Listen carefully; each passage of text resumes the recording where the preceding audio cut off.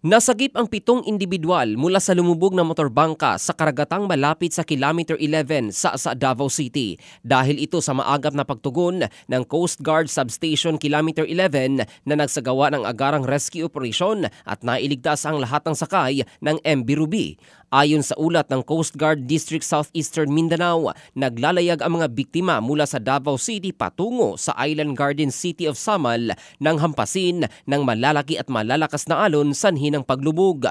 Pinuri naman ng Coast Guard District Southeastern Mindanao ang mga tauhan ng Coast Guard Substation Kilometer 11 sa ginawang kabayanihan. Siniguro naman ng Philippine Coast Guard na magpapatuloy ang kanilang hanay sa pagtataguyod ng kaligtasan sa lahat ng manlalayag sa karagatan. Ang balitang ito ay hatid ng Drive Max Adult Herbal Capsule para sa lalaking laging umaangat. Ito si Jovel Candado in the heart of changing lives ng Brigada News Philippines, the Music and News Authority.